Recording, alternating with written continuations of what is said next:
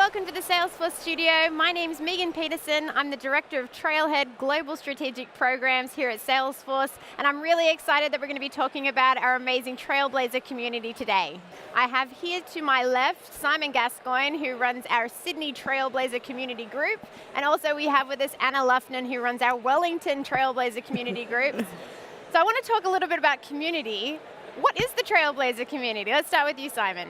Yeah, well, the Trailblazer community is a community that's global, that reaches around the world to connect people who want to learn and grow their careers on the Salesforce platform. So first of all, it's an online community that you can join, post questions, just like Chatter that you may use in your organization, and share that knowledge in groups. But it's also an in-person community as well, Anna. Yes, and so that's where I jump in. So as well as being online, the Trailblazer community is just amazing in person. Every city you go to in the world, there'll be at least one community group. I hail from Wellington, New Zealand, and so we've absolutely got a thriving Salesforce community going on, and it's just awesome. And so all around the country of New Zealand, plus also Australia and around the world, the in-person groups are just amazing. If you join in those, you never know what you're going to get, but it's always amazing. Yeah, awesome. So you're both leaders of different Trailblazer community groups.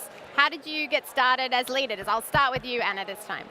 Sure. Well, Wellington's quite a small city, and so while I'd been involved with the Trailblazer ecosystem for quite a number of years, there was no thriving local community. With the support of the local Salesforce AEs, I got involved in reviving the local community group, and worked very hard over the last few years to get it to the thriving group that it is today.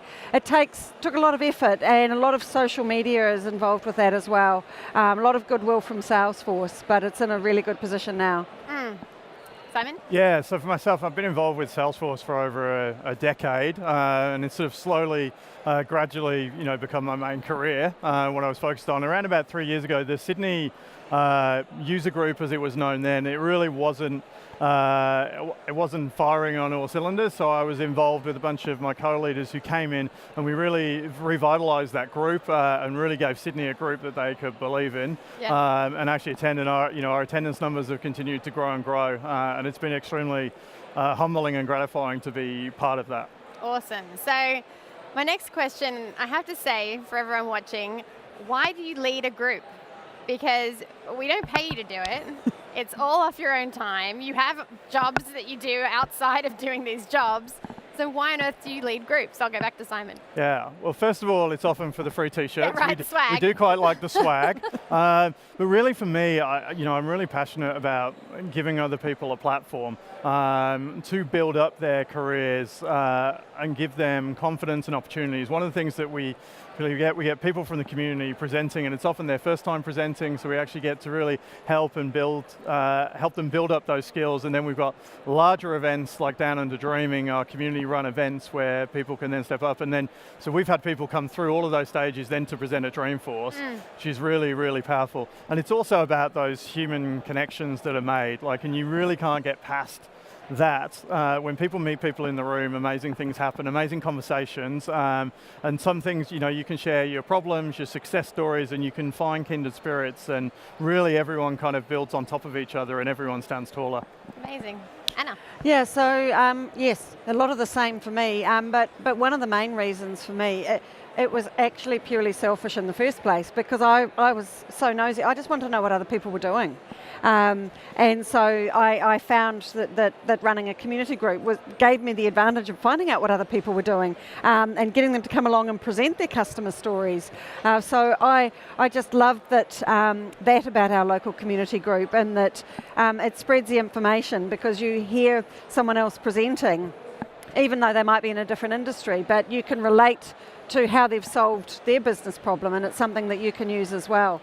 And absolutely, as Simon said, it's all about empowering people as well, and that is just so amazing when you can get somebody up on stage to speak in front of a very welcoming audience. It's very, very empowering, so it's just wonderful. So apart from admin groups, which I'm sensing a theme here with your t-shirts, so what other types of groups exist in community groups? So yes, so there are a number of other groups, and they tend to reflect some of the Salesforce products. So there are very strong developer groups, which, as you can expect, the content for those would be highly technical. There's also the different marketing cloud groups, the B2B and B2C. Yep. And I'll let Simon finish the question. Yeah, and then we've also got our equality groups, which are the main one of those currently is the Women in Technology group. I think, have we missed any? Not-for-profit? Not-for-profit, yes. yeah, no, and that would be remiss. No, And obviously in Sydney we have got a thriving not-for-profit group that's been meeting for years, and I think in New Zealand there've been a new group set up recently in Auckland. We've got a not-for-profit group now, yes. Nice. Yes. So we use this term Salesforce Ohana. So Ohana means family in Hawaiian. So what does Salesforce Ohana mean to you, and how has being a part of this ecosystem kind of helped your careers to date? Simon?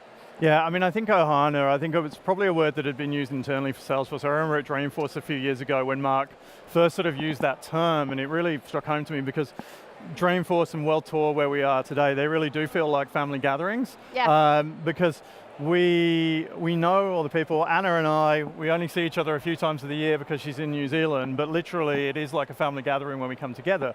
And I think we've all got connections, and a lot of them are through Twitter, etc., in Europe, etc., that you instantly already know people, and you've got a shared interest and passion. It's also very welcoming. There's literally people I've met today that I'm pretty sure are just joining our Ohana, and they're going to be friends. Yeah.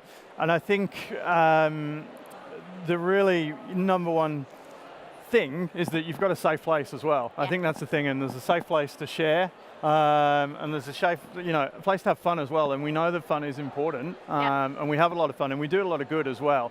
Yeah. Yes, absolutely. You can come from anywhere, and everybody is treated equally. I mean, my background was as a stay-at-home mother, and I managed to get into the Salesforce ecosystem, and it's only in more recent years that there's been this whole concept of Ohana and the online support and the community groups as well.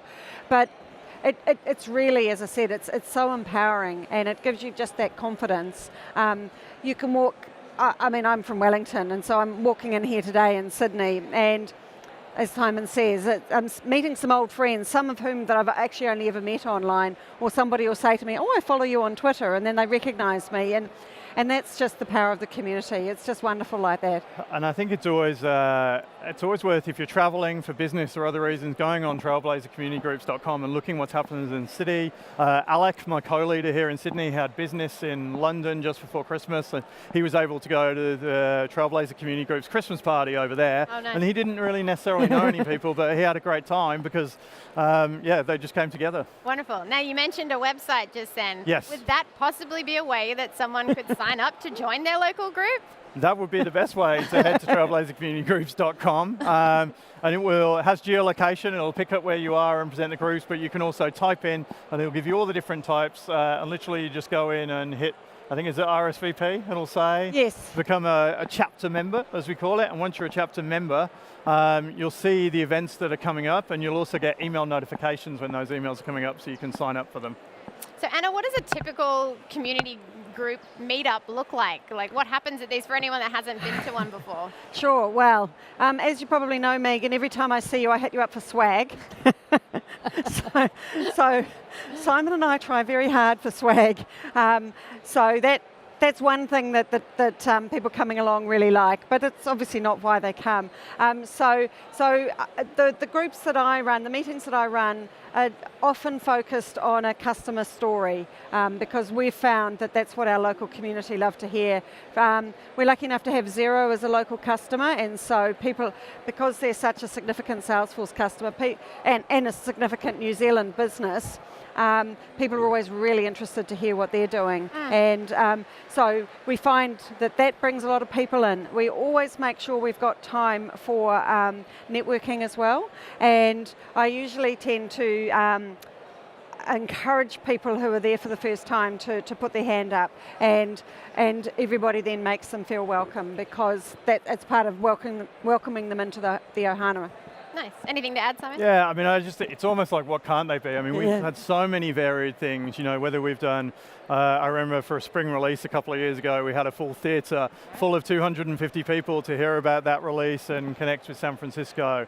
Last year we were honored to have Tony Profit join us for a Be a Multiplier, #BAM workshop, which was, it's probably one of the most powerful meetings we've ever had to hear from Tony. But also, just like Anna says, a lot of customer stories, a lot of feedback, people from Salesforce joining us. And last year for our end of year celebrations, we even had a Salesforce pub quiz, which was Very excellent. Australian Yeah. and New Zealand.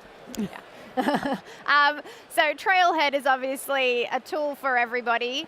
Can you tell me, before we go, what's your favorite badge on Trailhead? Yeah, so for me, I mean, talking about Tony Profit there, I've really been deep diving into the business value of equality.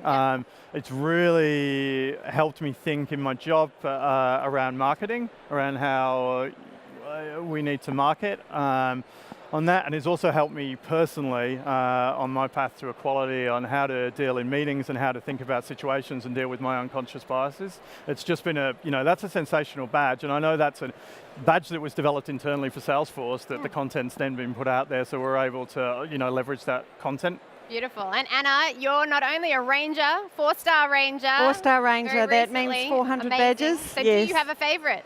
I absolutely do. And it's a recent favourite, actually. I think the last time we spoke, Megan, I said I was looking forward to the Service Cloud super badge coming out. And finally it came out in January. So I just love that badge. I do a lot of work with Service Cloud, but I just knew that would cover the length and breadth of it. So I really found that challenging but rewarding. Awesome. Well, thank you so much for your time today, Anna and Simon. It's been a pleasure. And thanks for joining us here in the Salesforce studio at the Sydney World Tour. Bye.